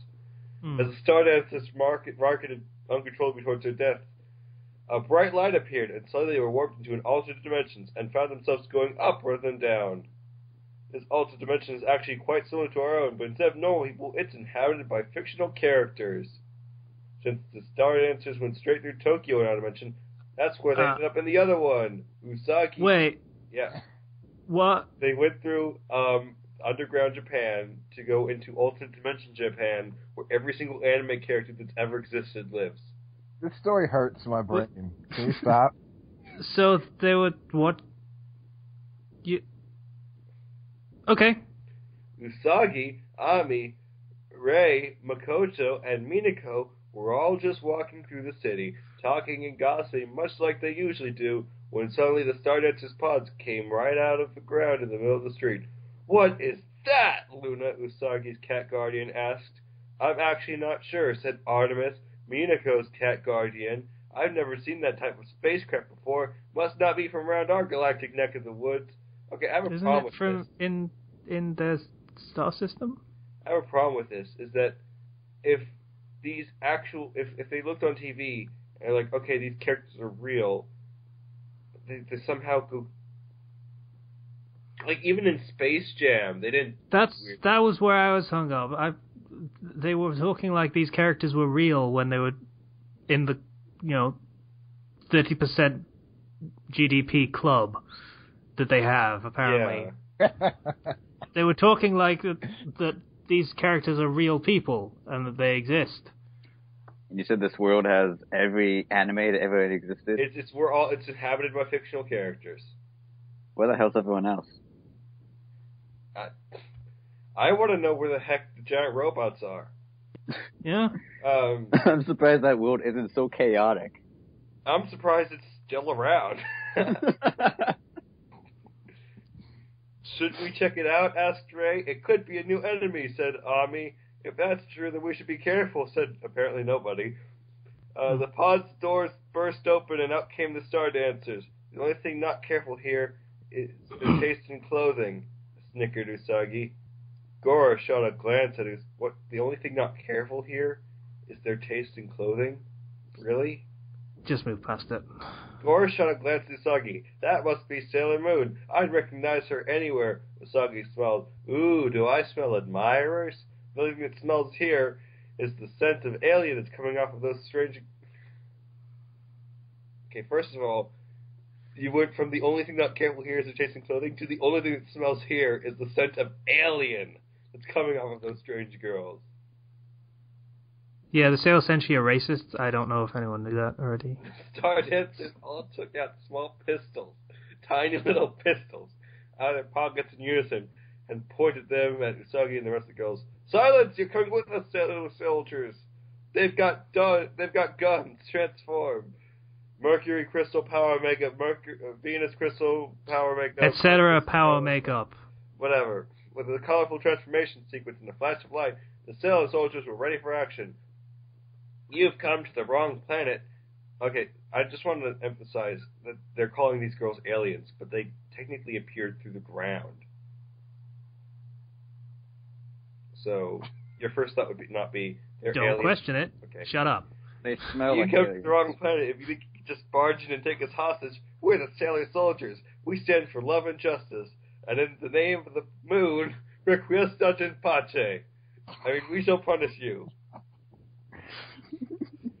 First ordered the other star dancers to put down their guns, and she said that to talk. All right, we won't hurt you. That would be barbaric, after all. How about instead we come to an agreement? Sailor Moon and Sailor Venus looked at each other. What kind of agreement? Basketball game. And then that's where the fic ended. Back in July 26th, 2013. Truly a tragic loss for the fanfiction community. One of the reviews for this is by I'm Drunk Bored. It's, well, just gave me an hard-on, and by the way, I love Sailor Puke. 10 out of 109 would puke again. I don't even know what that's supposed to be. It's certainly not trolling. It's just nonsense. I think it is trolling. No, trolling is supposed to make you angry, not think, what the fuck is this person on? This is getting interesting, says guest. If ever you needed proof that... This story didn't get any reviews at all until like a year ago. Oh, almost no one lurks this section. I wonder why. There's not that many people trolling the Sailor Moon and Space Jam crossover section. Surprisingly, I mean, you'd think it'd be super popular. I mean, that fucking music is great. It's infectious. But, no. I just want to say the last fic that this guy, Sailor Andromeda, ever uploaded was Sailor Jam. Oh, that's a shame. But it also means he won't actually bitch at us if he finds out that we actually read his entire thing. So, I'm kind of okay with that, to be honest with you. May I recommend something for next week? Okay. That one. Oh, man. I feel dumber.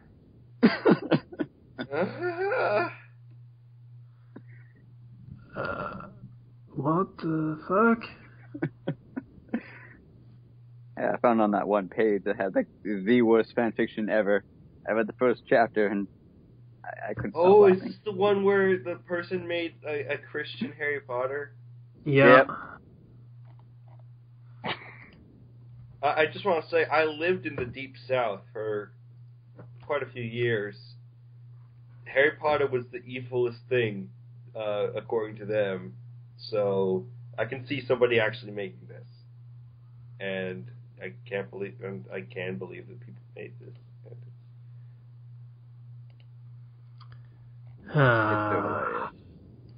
You're a Christian now, Harry. Oh my god. Oh, what?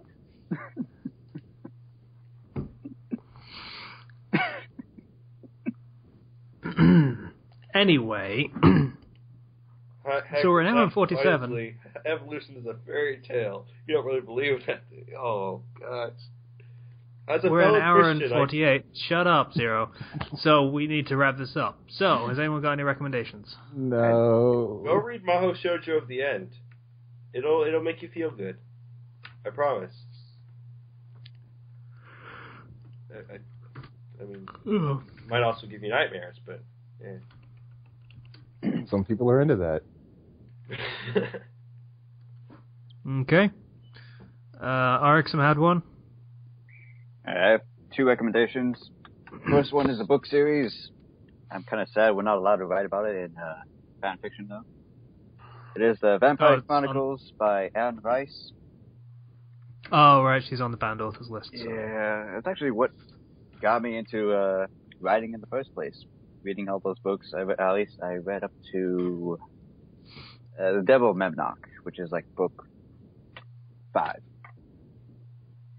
The story of it is pretty much just the world of vampires. It starts with Interview with the Vampire. This guy, Louis, grew up in the South in, what was it, 1800s, I think it was.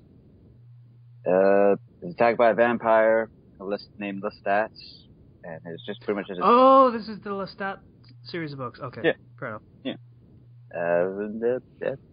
It's very good. I love her version of vampires. I am a little weirded out by the super strong homosexuality that she throws in like every page.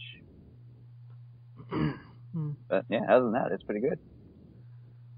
My sister was a little bit obsessed with Queen of the Damned.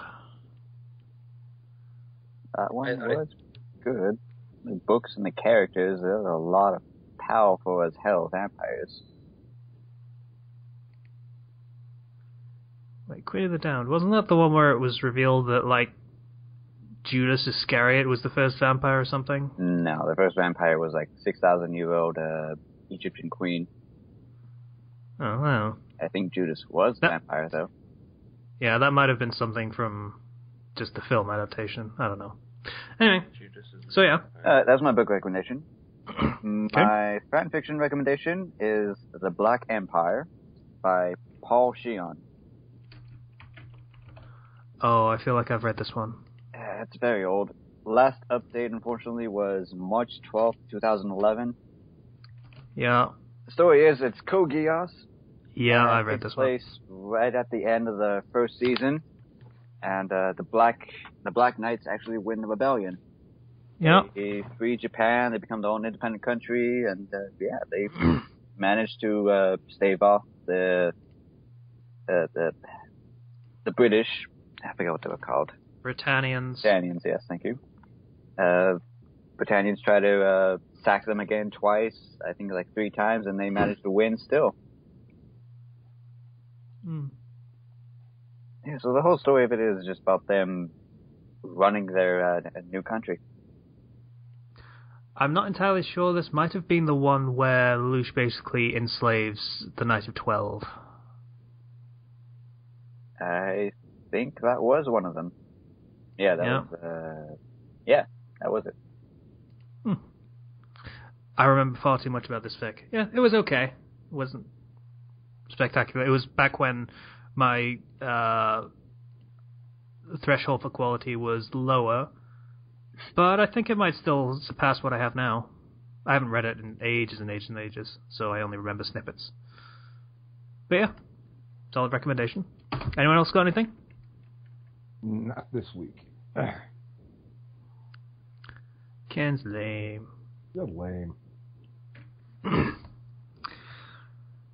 I could always sing the Jigglypuff song again if you like.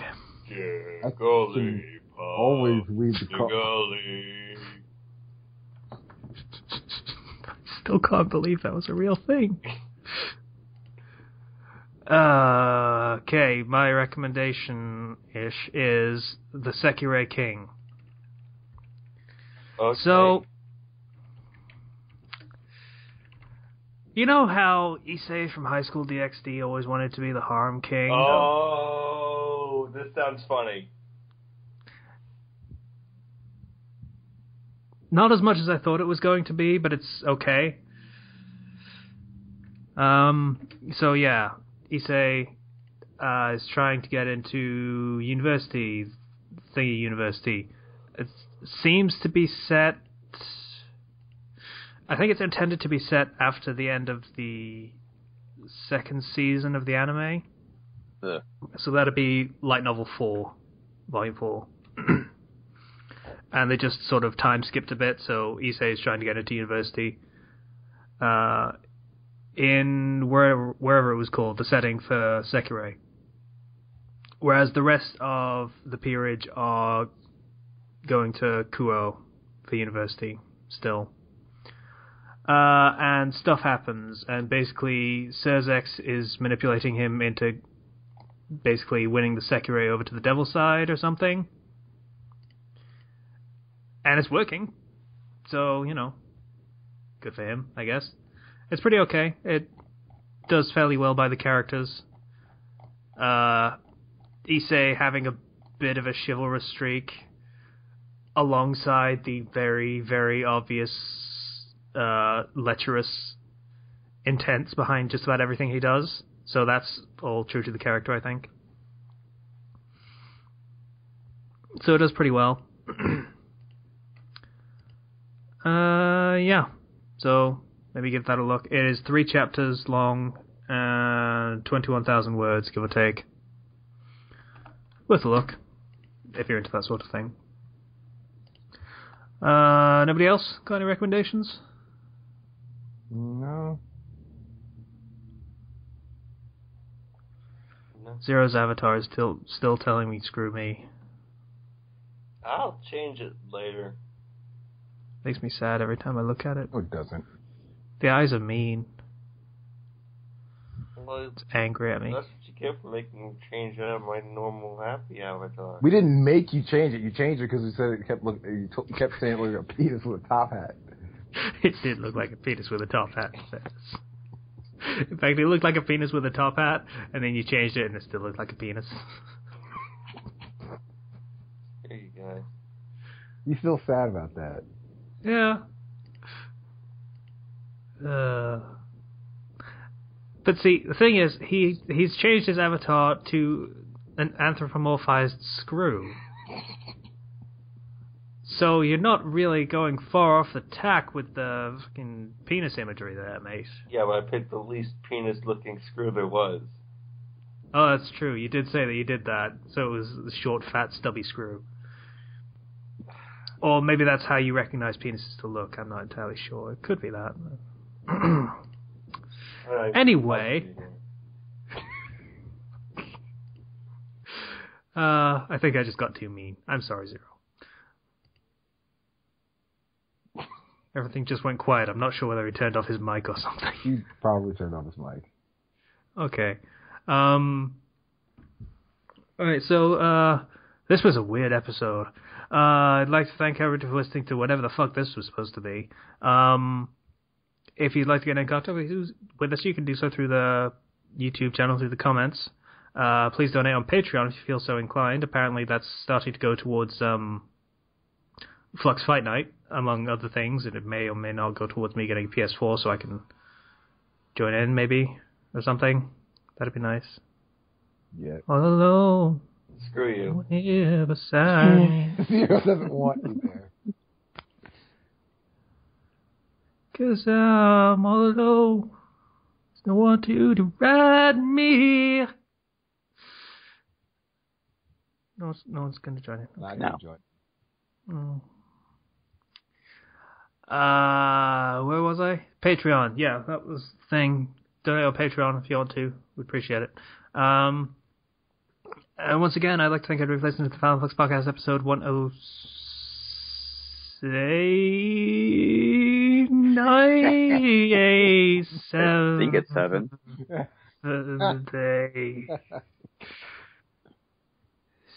That one. Yeah, so, bye now. Later. Bye.